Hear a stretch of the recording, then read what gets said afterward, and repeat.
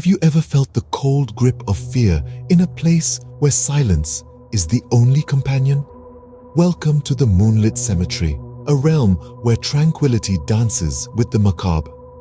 Here, the only sound breaking the silence is the soft rustle of leaves, the night's lullaby, punctuated by the distant hoot of an owl, the lone sentinel of this sacred ground. Moonlight, the cemetery's sole beacon, bathes the tombstones in an ethereal glow. The silver hues ignite the granite, marble, and slate, transforming these silent markers into spectral works of art. Shadows, the playful children of the night, frolic among the tombstones, casting an eerie ballet that is both mesmerizing and chilling. The tombstones, frozen in their timeless vigil, seem to sway gently in this spectral dance, their silent stories hidden within the engraved epitaphs. A chilling breeze, the cemetery's breath, wafts through the air, rustling the leaves and whispering ancient secrets. The whispering wind meanders through the labyrinth of tombstones, carrying with it tales of forgotten lives and lost souls.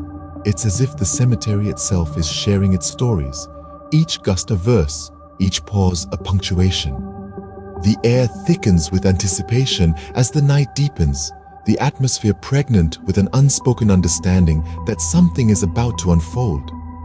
Each tick of the unseen clock echoes through the silence, the countdown to a moment that the world holds its breath for.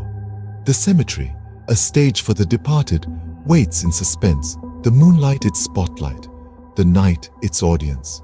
This is a place where the veil between the living and the departed is at its thinnest, a place where the past, present, and future converge, bound by the shared inevitability of mortality. It's a place of eternal rest, yet teeming with restless energy, a paradox that only the brave or the foolish dare to explore.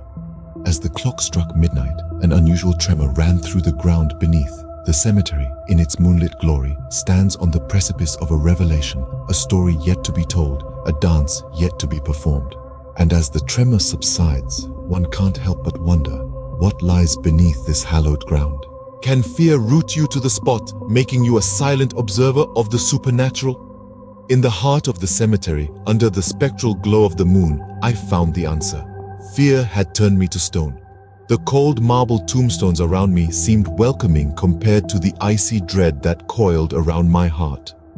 As the ghostly figures emerged from the trembling graves, I could not help but be entranced by their ethereal beauty. They moved with a grace that defied their ghostly condition, drifting weightlessly through the air. They were dressed in the attire of bygone eras, their clothes tattered and faded, yet maintaining an elegance that spoke of nobility and prestige. Their hollow eyes, though devoid of life, held an otherworldly magnetism. They were eyes that had witnessed centuries, eyes that held stories of love, loss, and everything in between. The cemetery, once a symbol of death and finality, had transformed into a theater of the supernatural. Each tombstone, each shadow, each rustling leaf was a part of this ghostly ballet. The wind carried the whispers of their ancient secrets, a chilling symphony that echoed through the night. Then a realization hit me.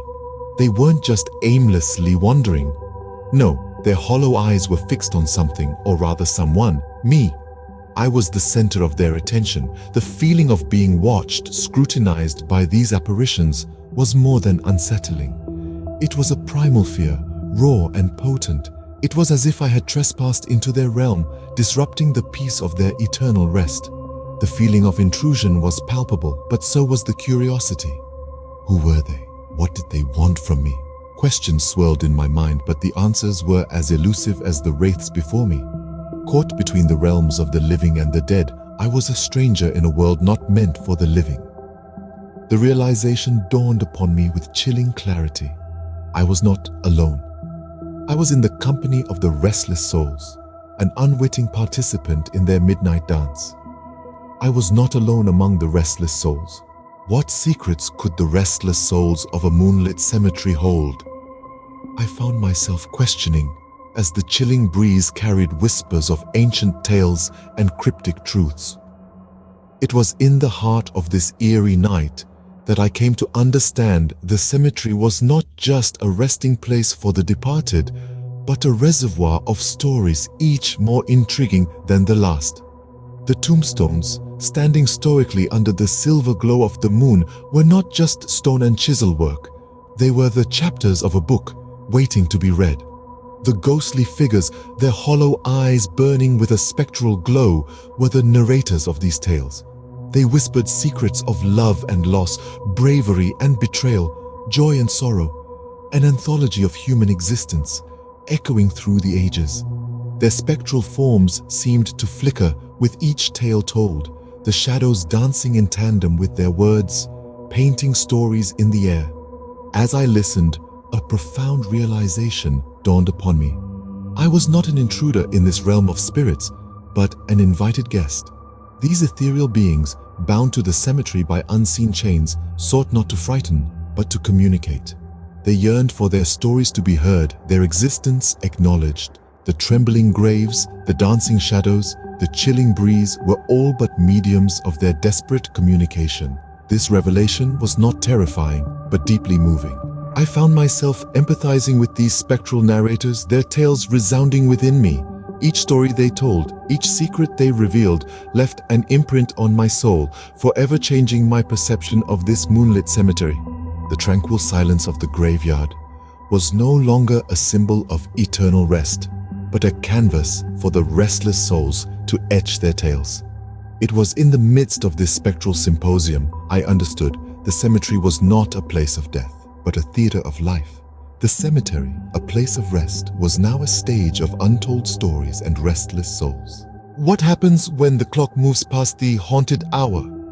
As the eerie chimes of the midnight hour began to fade, so too did the spectral apparitions that had emerged from the trembling graves. One by one, they dissipated, their hollow gazes fading into the ether, their silent whispers hushed by the swirling wind.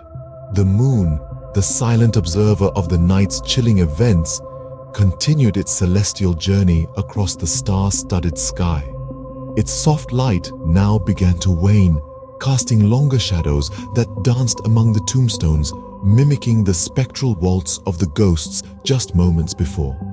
The cemetery, once alive with the restless souls of the past, gradually returned to its usual state of tranquility. The graves, no longer trembling, stood solemn and silent, the echoes of their recent disturbance fading into the cold, crisp air. The chilling breeze, once thick with ancient secrets, was now just a gentle whisper in the night, its stories buried once again beneath the hallowed ground. And there I stood, in the heart of the cemetery, my heart pounding in my chest like a relentless drum. Fear slowly gave way to awe, and awe to a profound sense of understanding. I was not just a specter in this haunted tableau, but a living testament to the stories that had unfolded before me. I had borne witness to the past's desperate yearning for the present, the restless souls longing for recognition, for remembrance. The experience, terrifying as it was, left an indelible mark on me. It was a chilling reminder of the thin veil between our world and the spectral plane, a testament to the enduring power of the past to reach out and touch the living. But more than that, it was a lesson in courage, a testament to the human spirit's ability to face the unknown, to stand in the face of fear and emerge unscathed. As the moonlight faded, I was left alone again, with the chilling secrets of the cemetery and the echoes of the restless souls. The silence of the graveyard was now a comforting blanket, the tombstones, silent sentinels guarding the stories of the past. And as I walked away from the cemetery that night, I carried with me not just fear, but a newfound respect for the mysteries of the unknown.